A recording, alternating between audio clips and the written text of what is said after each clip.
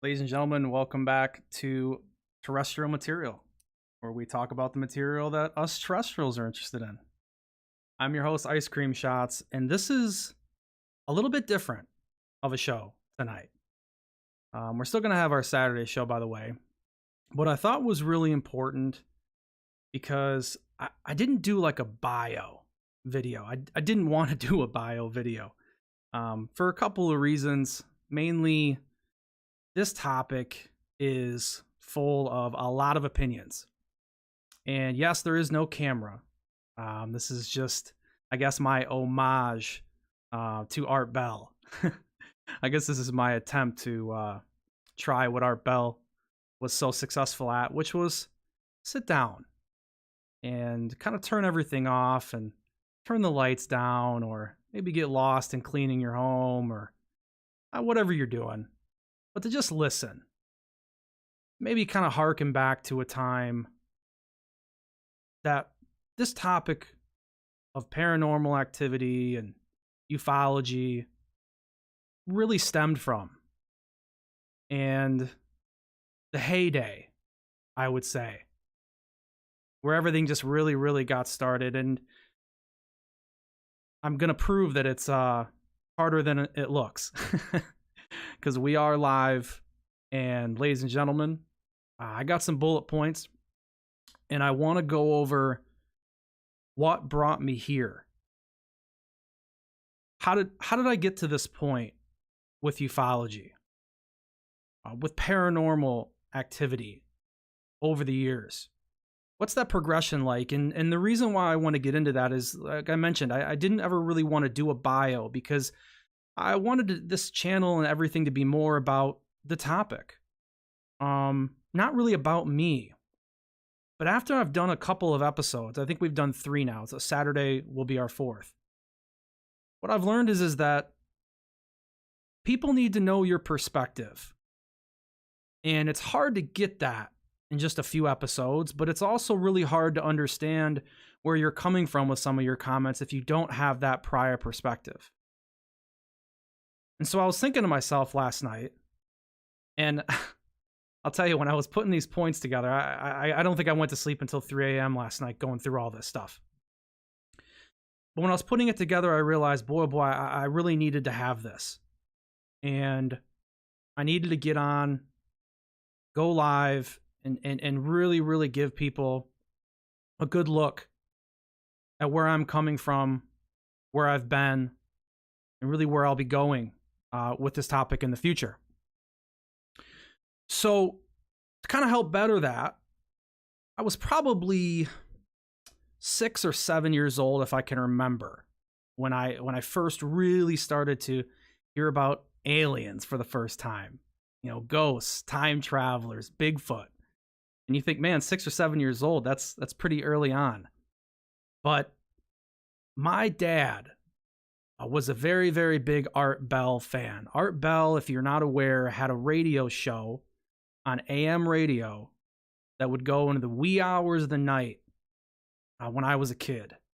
And if you turned on the radio at 1, 2, 3 a.m., you could hear Art Bell. And I really wanted to get some bumper music to play for this at the start, but I thought, no, they're probably going to hit me for some kind of DMCA or something. You know, I was thinking about starting the show as Art Bell a little bit. Which, rest in peace to Art Bell. He passed away. Amazing entertainer. I could just sit down and think of what a great job that must have been to sit there and lean back in a chair and have a cigarette and talk to, you know, the likes of John Lear and Richard Hoagland back in those days. Boy, oh boy, if you guys ever get a chance to go back and listen to those old episodes and really learn about the topic and hear what this was all about, how this really got started, it is masterclass radio that, in my opinion, is undefeated when it comes to this topic and when it comes to the field, even of radio at this point. So yeah, I mean, I would listen to these topics and listen to Art Bell on the radio when I was a kid, mostly, if you can imagine, 1:30, 2:30, 3 a.m. I wasn't sleeping very well at the time. And there'd be nights where I'd get up and I'd go into my dad's room and I'd say, hey, I can't sleep. And he'd say, oh, hang out in here. And I'd lay down and he'd turn on Art Bell. And man, oh man, it was a lot of fun. And I would fall asleep listening to the time traveler line was a really, really great one, where Art Bell would have folks come in and or call in and say they were time travelers. And Art would ask them questions like, okay, so what's going to happen here in 20 years? And these people would give their predictions on what was going to go on. And man, oh man, it was entertaining. I can't remember any of it coming true. He had another call-in line for Area 51 employees. And hey, if you worked at Area 51 and you want to whistleblow, I mean, this was back in the 90s and 2000s, man. It was really incredible stuff. And then he had one other, and this is an Art Bell history lesson, but this is a big part of this for me, was he had a Halloween show where people would call in and tell ghost stories. And I'm telling you guys, man, this was quality stuff. He would get some ghost stories that would, I mean, if you had trouble sleeping before, you weren't going to sleep after you heard it, but you were entertained. So I guess that's the most important part. But as I got older, into more of a high school years, 13, 14, 15, there was a big wave of paranormal shows, television shows, ghost hunting. It was, if you guys remember back in 2005, 2006, the show Ghost Hunters, the Roto-Rooter plumbers, remember them? They'd pull up in the Roto-Rooter truck and they'd come to your house and they'd hunt those ghosts, buddy. And they'd get some pretty interesting evidence in the process. And then they also had Ghost Adventures. You guys remember Zach Bagans, the guy with the glasses and the spiky hair? And he was jacked. Zach Bagans was jacked, man, oh man. And I think a lot of women watched the show because of him, but I watched the show because there was always some fun evidence in there. And at the time, I really believed. I thought, man, there's something to this ghost. There's people that are still haunting areas that have never wanted to leave. And I could understand that. That made sense to me. If you're at your home and you pass away there, I mean, that's probably where you're going to want to stay. And you're going to want to stay where it's most familiar. So I love those shows. And what really did it for me in those shows, more than, and this might surprise some, but more than the video evidence or photos or testimonies or anything that was a part of those shows, had to be the EVPs, the electronic voice phenomena. I loved these. You would see people do this. They would take a tape recorder, or they had also later on in the years of paranormal research and things like that, they had what's called a spirit box, and the spirit box would randomly shift through station after station of FM and AM stations.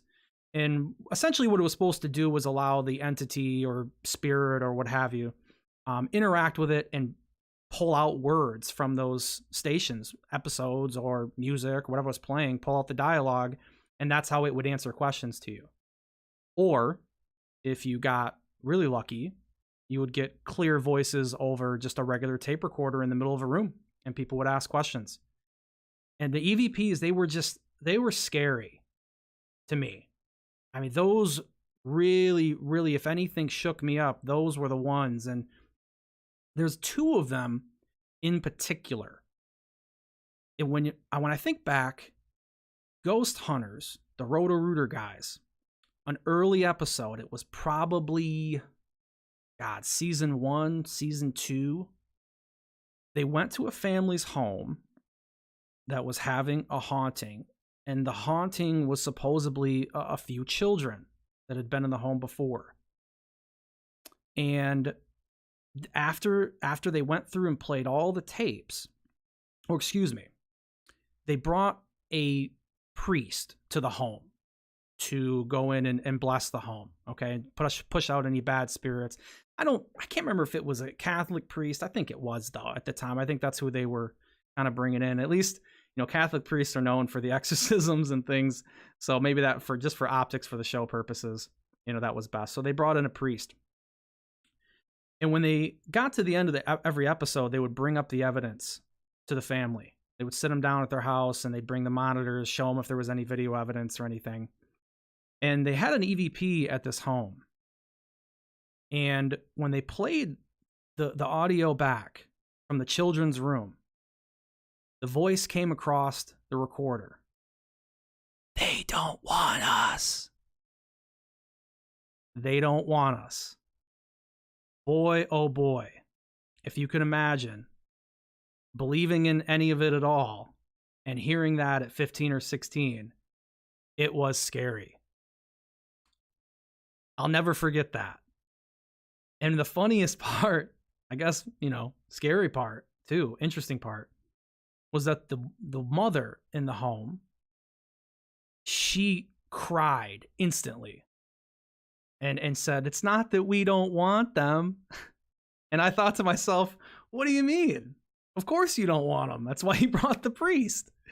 I thought it was very interesting. And so I figured that, well, maybe she was saying that hoping that the little girl ghost wouldn't be mad at her and that they might leave him alone. But that was one that really stuck out to me. The second one was actually from Ghost Adventures. And they were, I can't remember where they were at in was it Northwest? I guess maybe it was like Utah area. And they were on a ranch, and that area had some Indian burial ground. And the home was built there, but there was a well that was in the home, or that was, down away from the home. And supposedly the well, they wanted to fill the well.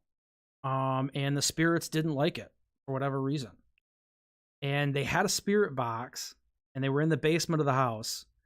And they played the spirit box, and it was, going through all that white noise. And it said, "Drain the well." It was so scary. Drain the well. I guess that's really what it is with the EVPs. They're so narrative correct. And at the time, before I knew a whole lot more about video production and audio production, to me, they were the most credible, because I figured, so much video can be faked, and you can put a string on a chair and move a chair, and there's so many things with video that can be faked, which ironically, when I look back on it now, audio is probably the easiest thing to edit and fake out of all of it. How many people remember the White Noise movie with Michael Keaton? Where it was all about the EVPs, and he was talking to his wife. And remember that, where the TV came through, or they had the fuzz on the TV, and the wife put her face through there. Fun movies. I really enjoyed the paranormal topic with ghosts and things like that, but sadly, I fell out of it, and I stopped believing in ghosts, at least as far as the possibility of them being people. I truly don't think ghosts are people. I think if there is anything like that that's there, that's speaking to people through recorders or showing up on thermal imaging cameras, down a long dark hallway, it's probably something more demonic. That would be my guess. Something traipsing around, and acting as if it's something that it's not. And I'll tell you the reason why I came to that. Very interesting. It was a late night. My wife and I had stopped at a gas station, and this gas station is in a parking lot that across the parking lot from the gas station is a old furniture warehouse. But the warehouse is actually like a barn. It's like an old barn, that they reconditioned into this warehouse. And where you could look from the car, you could see the side of this warehouse. And there were 4 big windows, and they're dark. There's not a light on in the place. And she's pumping gas, and I'm looking out the window, and I think to myself, which most of us probably have when you look into a house at night or anywhere that you pass by and you take a second. What if somebody just stepped in that window? You know, what if somebody, just some shadow, some kind of entity, just kind of peeked out, looked, maybe waved, maybe smirked at you, and then dipped back behind the wall again, behind the frame, and you hope that would happen. It's kind of why you look, but then you also kind of hope it doesn't, because it would be very scary.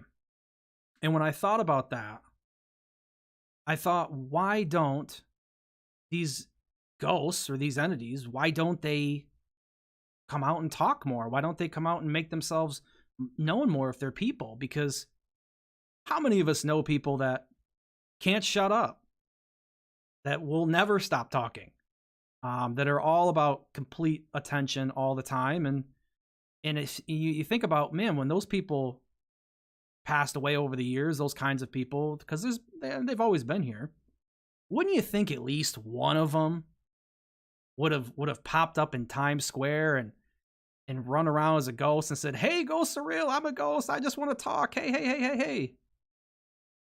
There'd be one chatty Cathy out of the group, you would think.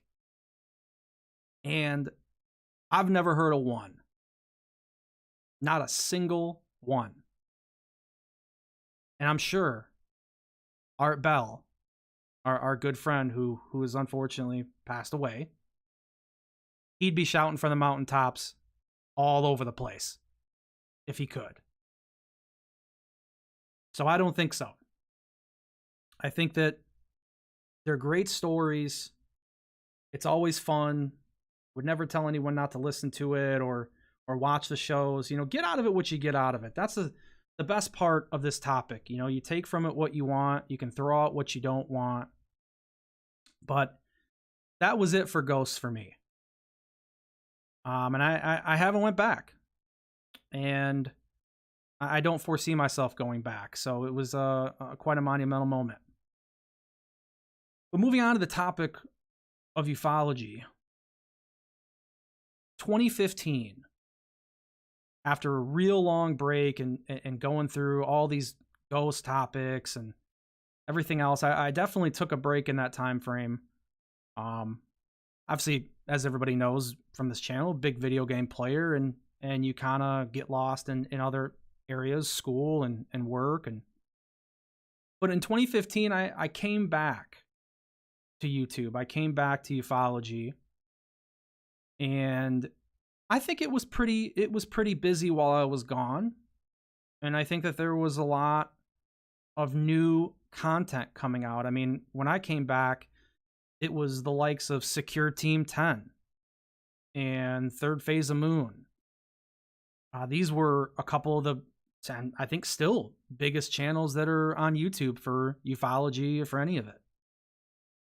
And I believed so much back then. I was 25 years old, and it was just around that time where I believed so much from Art Bell's show that, aliens had come and Roswell was real, and there was potentially, structures on Mars or what's on the dark side of the moon. I mean, these were all things that I thought, were possible. And so it was very, very easy to slide into that belief because, let's be honest, guys, it's fun. It is so much fun with this topic to believe that there's people living on the backside of the moon, or that we didn't go to the moon. These are just fun topics. And you would rather, when you're busy throughout your day, get the fun out of it and not really look too much further. Talk is Cheap was another show that was pretty fun. They had a lot of news where they were talking about just what was going on specifically in ufology. If new FOIA documents came out, I used to look over the FOIA documents that were leaked.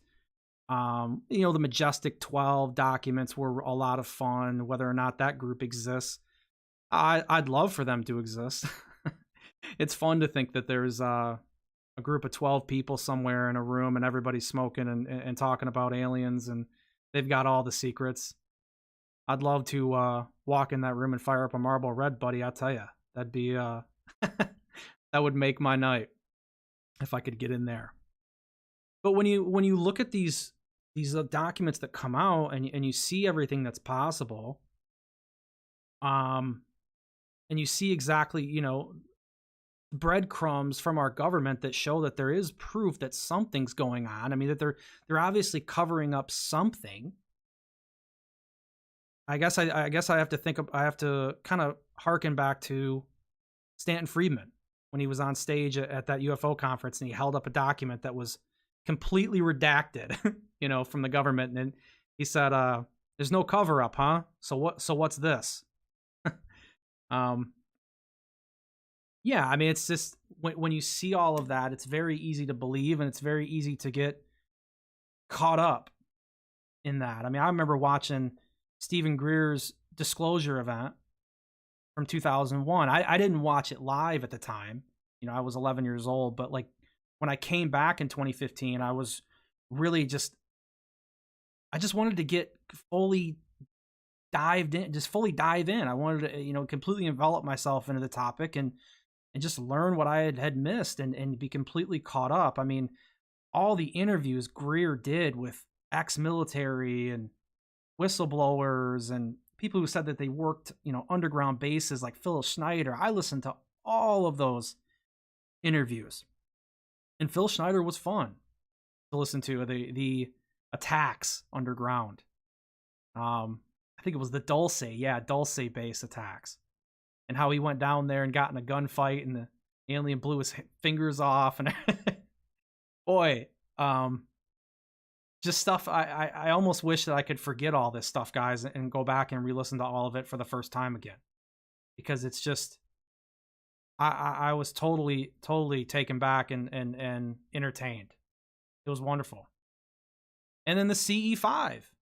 The CE5 events that Stephen Greer did where he would meditate. He'd get a group of people and they would meditate and they would essentially bring these ships in. And they were video, guys. They had video of these ships that would come down and glow yellow and kind of interact with them.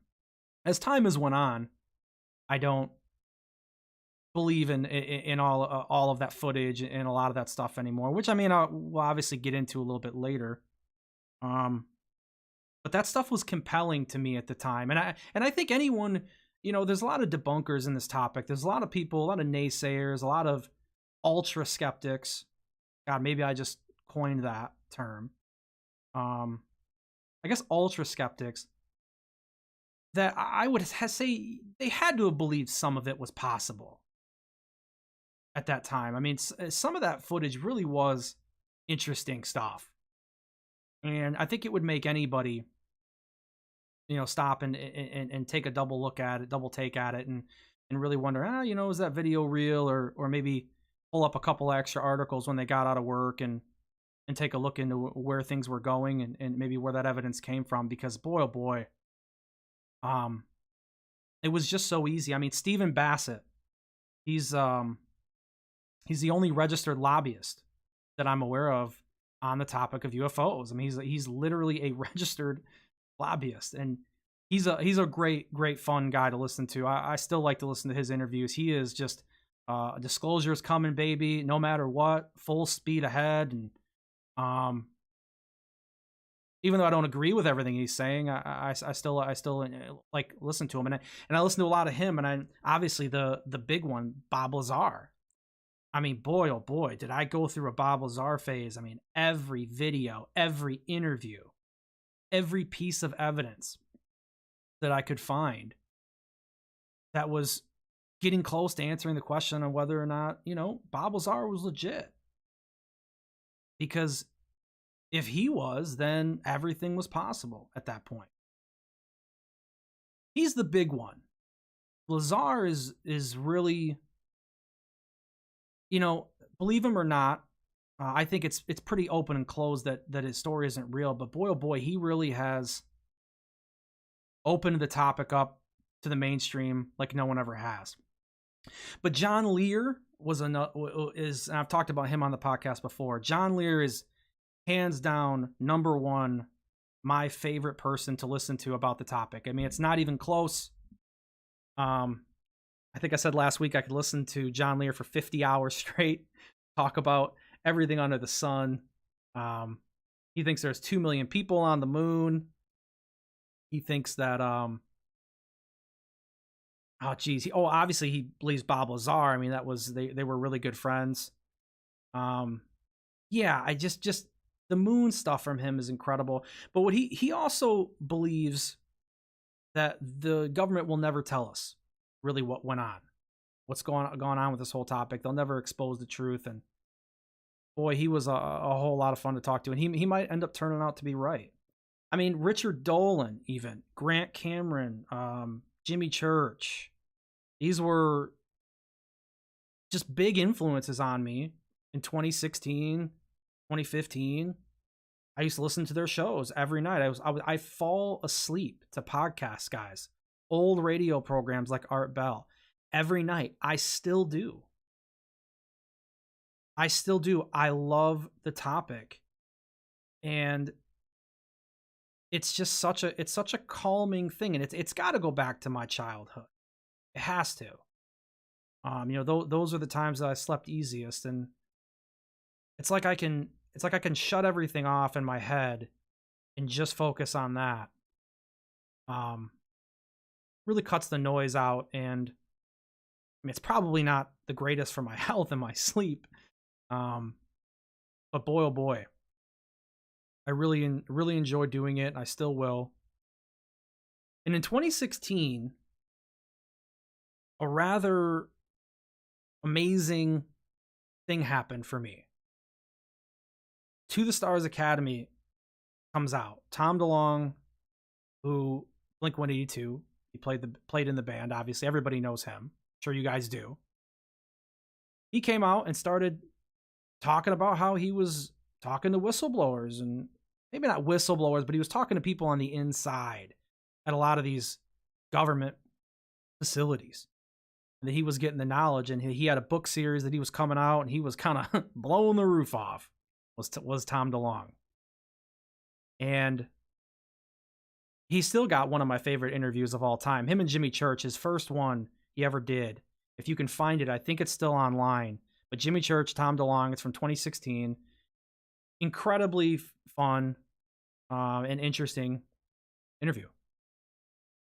Now I look back on it, boy, things are different on what I believe, but I still listen to it from time to time. I don't know how many other people out there still go back and listen to some of those old interviews, even though they just maybe listened to them a couple of years ago. I like to stay refreshed on the topic, and it was a great moment when they came out, because I thought, boy, we're really going to get some disclosure, maybe a little bit. We're going to get some information that we've never had, and after all these years. And the first book came out, Secret Machines, and I read that book, and I also got an audio book, and I listened to it a couple more times. And I was thinking, man, this is really going somewhere.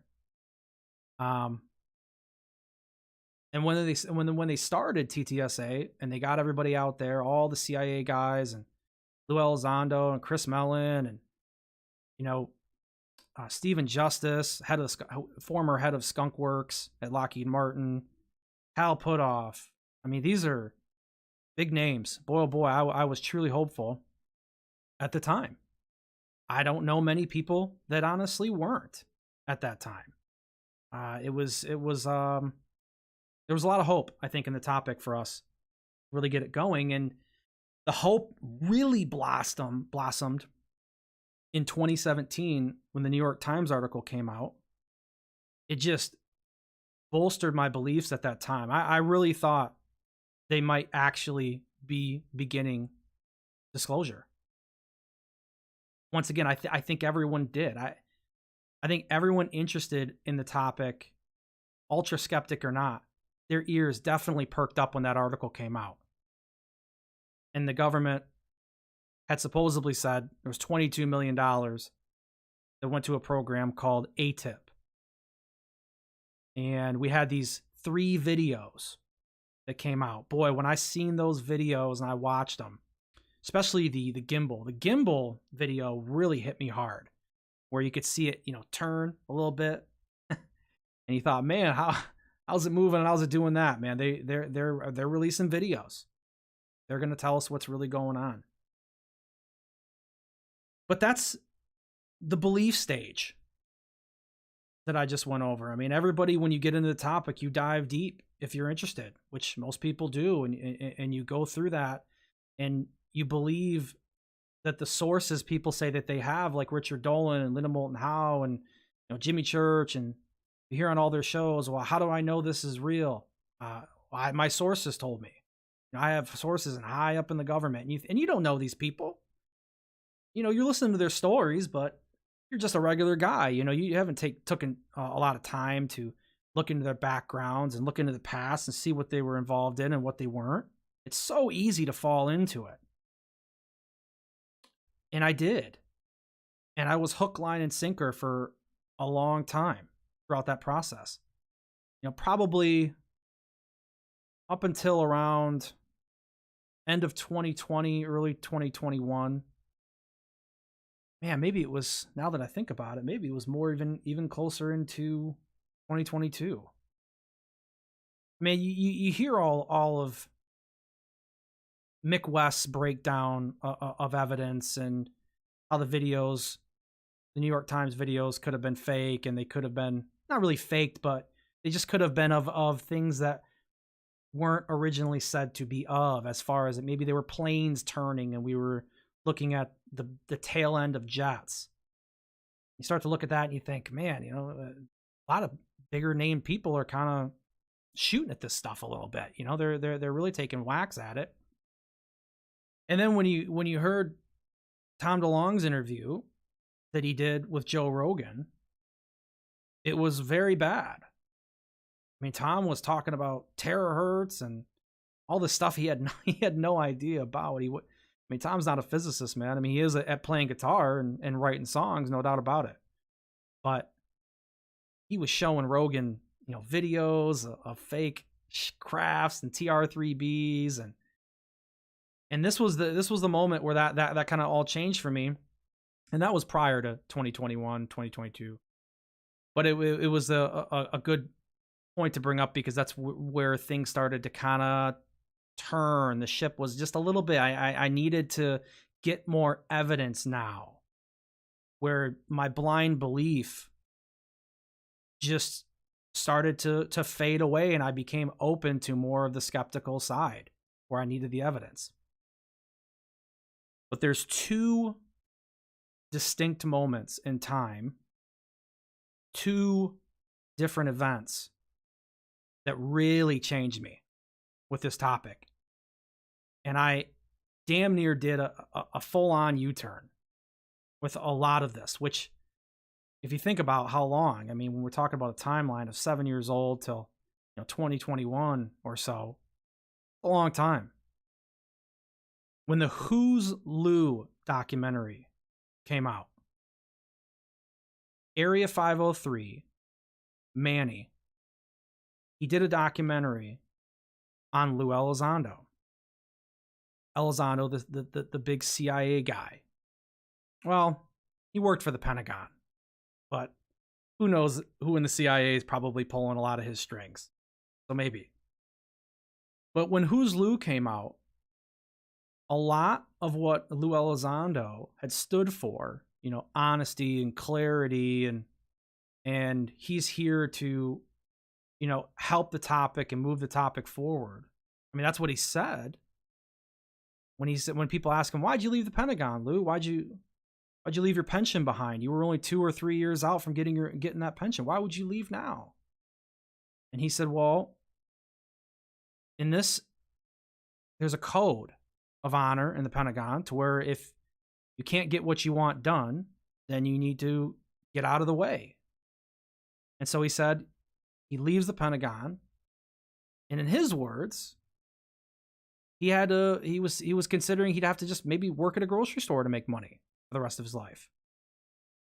And that someone had come along, which we now know was Jim Semivan, talked to him, as well as Chris Mellon, spoke to him about TTSA. And he said, I didn't hear about TTSA until I left the Pentagon. Well, in the Who's Lou documentary, Manny showed us that there was a patterns of Lou moving around prior to wherever his next job would be.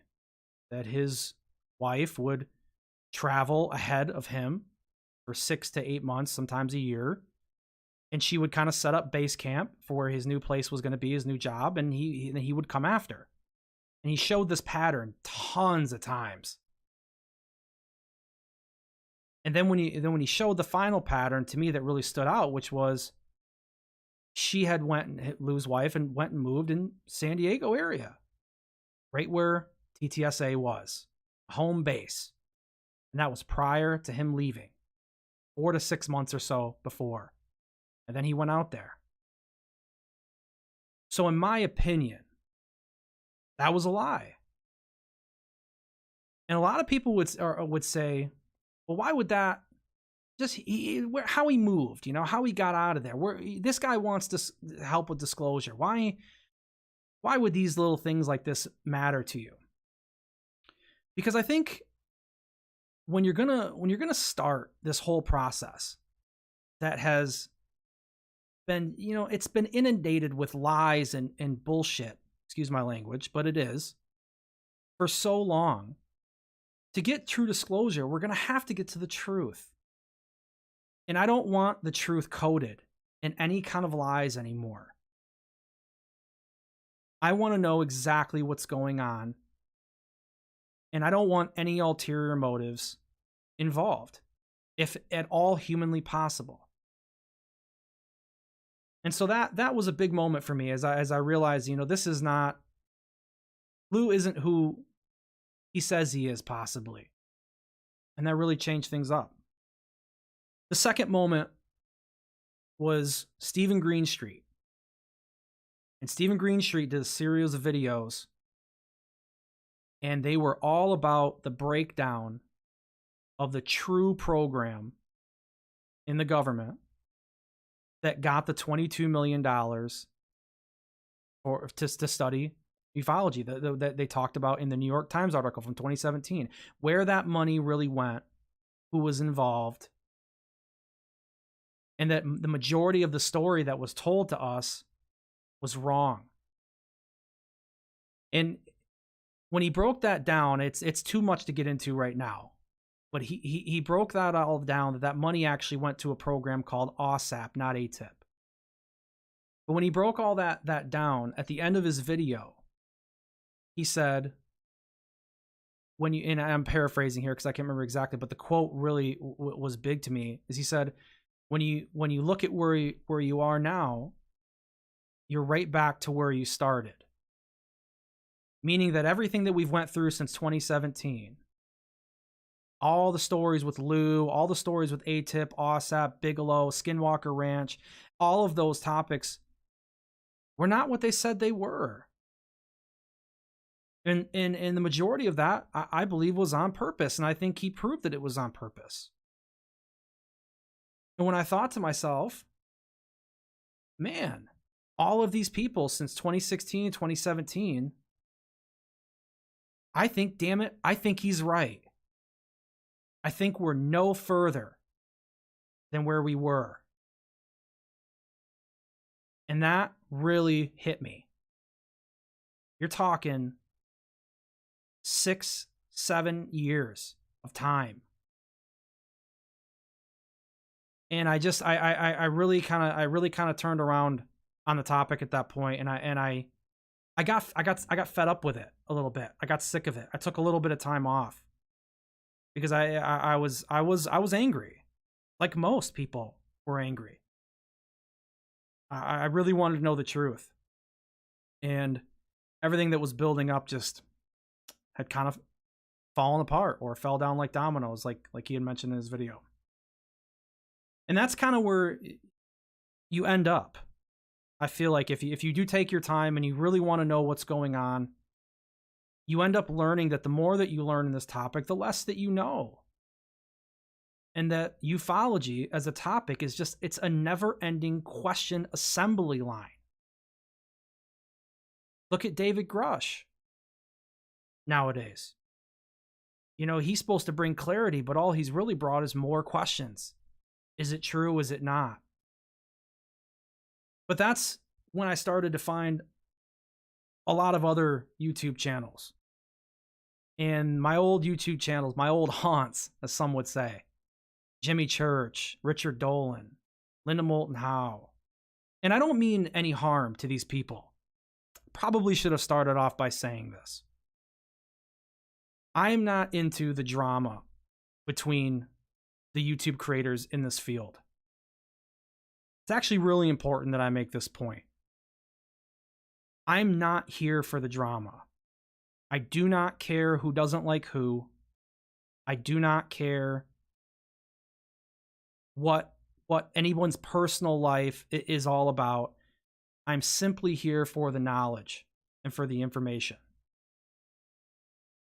And I'll tell you, it's almost impossible when you look at UFO Twitter and or even just YouTube comments and YouTube shows. It's almost impossible to even be in the topic just for fun if you don't view it that way, because the drama is it's alive. And I personally didn't start the channel to get involved in it.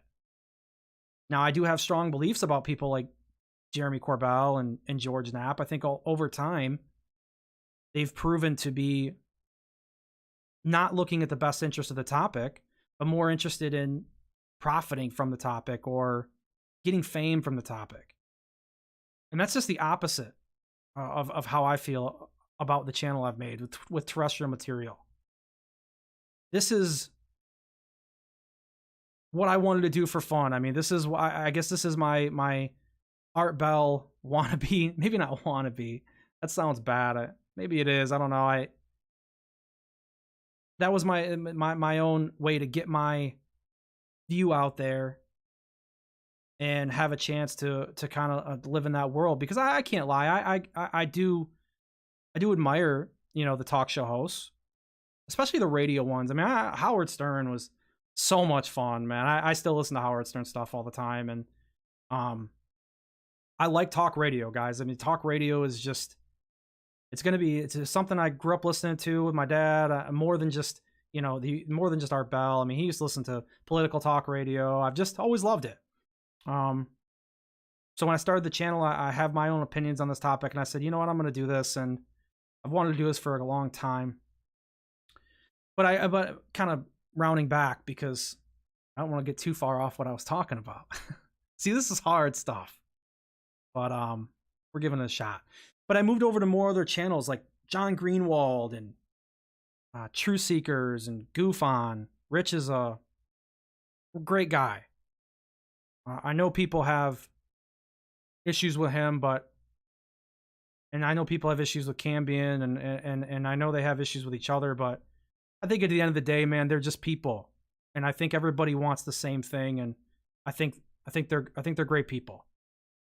Manny 503, Alien Addict, more channels that I've really watched a lot of, that I've enjoyed, that I've learned a lot from, that I've spent time on, these people's channels, on panels, and they've been gracious enough to let me come on and talk and speak my mind.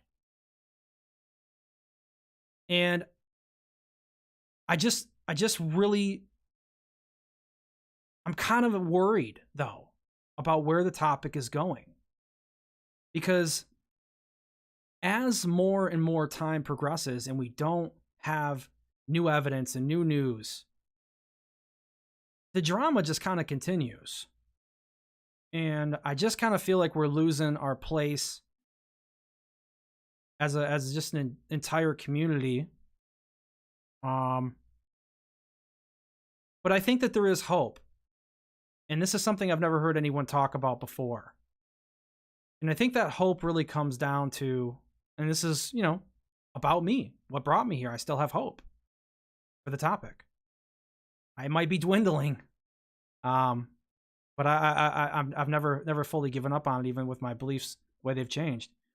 But I think true evidence, guys, I think if we really get a great video, or they take us and they show us the craft, or they show us the bodies, I think the common ground that we all have, which is we all would love it to be aliens. We all would love it to be interdimensional or dream beings or something fun, I guess. Whatever it ends up being. I think we would come together more on the topic. I think people would put their swords down more if we could actually get some evidence that was legitimate that we could agree on, and we can move the topic forward. I remember Lou Elizondo saying that he wanted to destroy ufology as it was. I don't think you need to destroy it. Just think that the decades and decades of mud and dirty water that's been slung all over the topic, and the lies and the bullshit that's been drugged through this community, it needs to be cleaned up. It has to stop. And people who really want the truth, which is even the people that they're full on ultra believers. I guess we're coining another phrase for this channel: ultra skeptics and ultra believers. They've got to understand why these people like Greenwald, True Seekers, Goof On, Green Street, Mick West,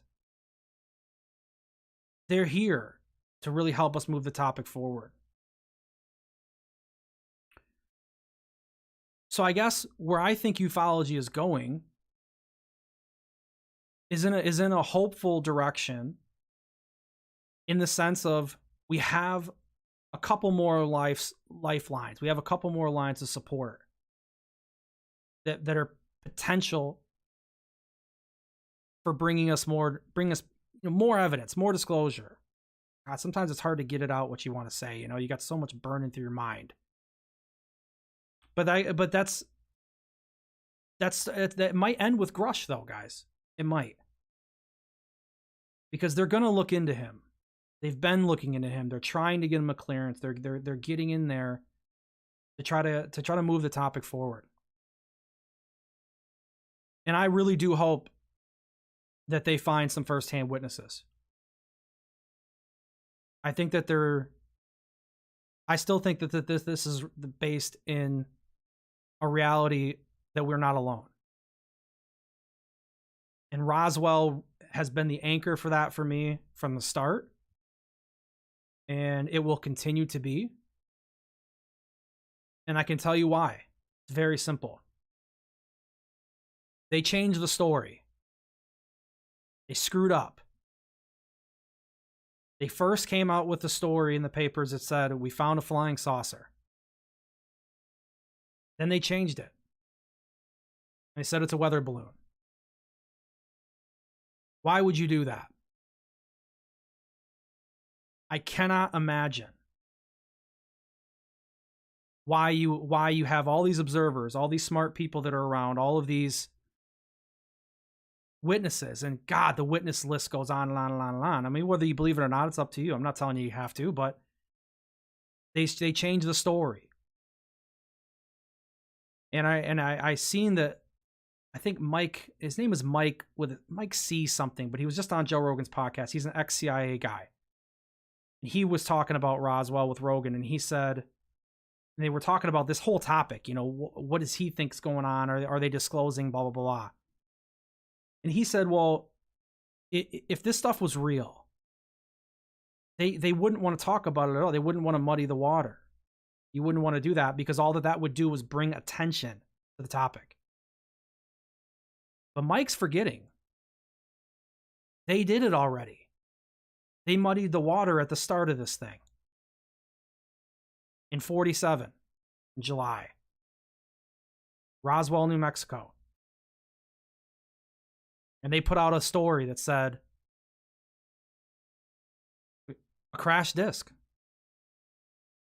So, Mike,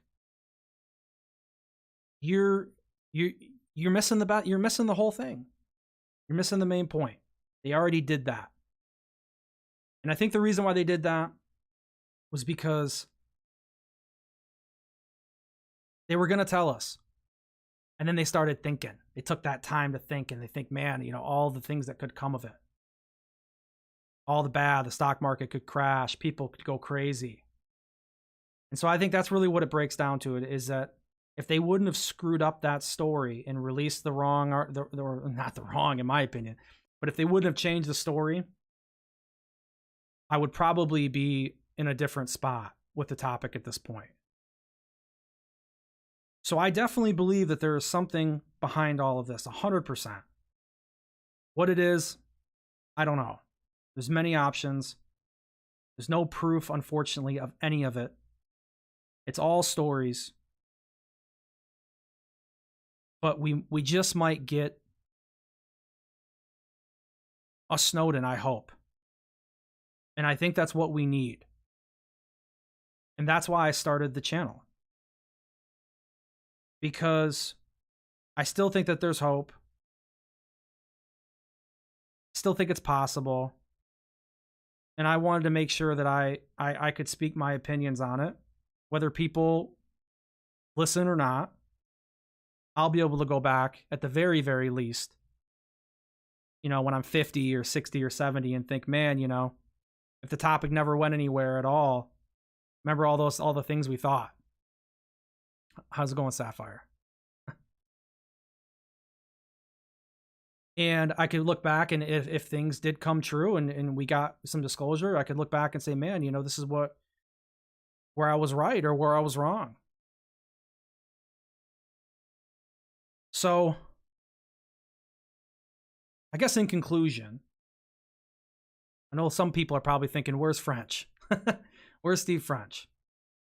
Well, I'm going to start doing, I think, I don't know how consistent these will be because life happens, guys, life happens. But I wanted to start this subtopic, or not subtopic, but segment on terrestrial material called My Two Scoops, which is kind of a play on the words, you know, my 2 cents. I hate having to kind of explain it because maybe that just cheapens it now, but where I can just come on and talk, and it's not always going to be, you know, no video. This was just kind of what I thought was fun to do. And you know, bring it, like I mentioned at the beginning, just kind of bring us back to the old style radio, someone just talking in the background and you can listen and get the information. It's fun. But I think that's where I'll leave it.